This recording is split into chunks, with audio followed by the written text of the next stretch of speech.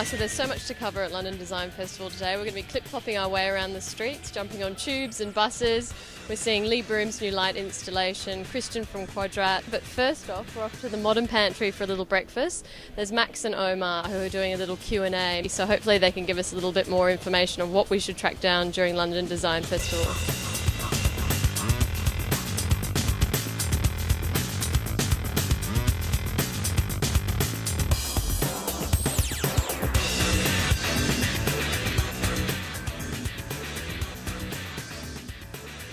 So from a quick breakfast insight into what's going on in London Design Festival, we had to run down the road, it's quite hot here in London, to Kvadrat, where Christian is showcasing some of his new sort of spexulated and really modern and vibrant designs. So I can't wait to go inside and check them out.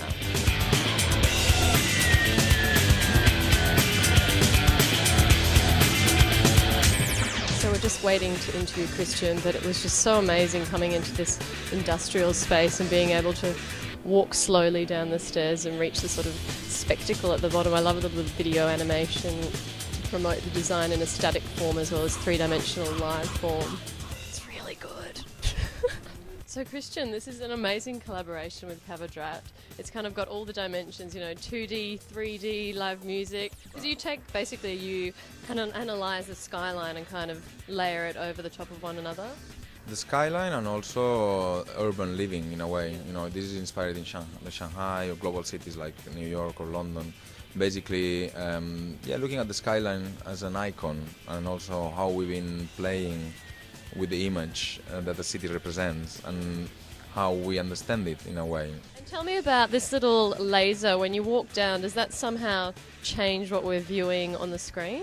So in that one, on the bottom one, it's an interactive piece basically that is triggered by the audience, by people who walk by. Like in the city, you know, any movement that you will do, any conversation or a situation. Kind of a clever add-on though, because everyone will be moving constantly throughout the space and you just think, oh yeah, it's part of the... Yeah, the thing is, it was how to make it that it's not either too crazy or too obvious. Yeah. Kind of sit in the space and completely absorb it and take in each of the little moments. Great, I've loved it. Thanks for having us. No, thank you for coming. Cool, thank you.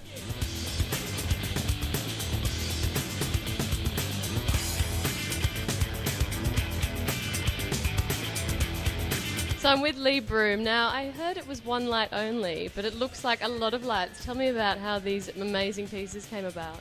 Well, there's actually about 50 of more or less the same thing, so yeah.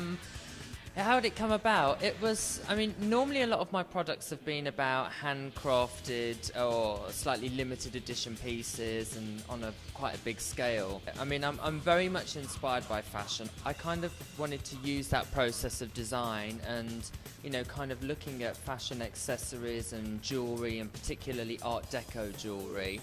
And was also really into kind of late 70s fashion photography and design and architecture, and kind of put it all in the melting pot, and then, you know, this light sort of... Mixes the old with the new and it all just sort of fuses together. Yeah, and I mean, lots of people say that about all of my pieces. This perhaps for me is kind of a bit more modern than the other ones, I think, but it still has a slightly retro quality, I think. And where do you want to see your lights? Everywhere. Need I say more? Thank you, Lee.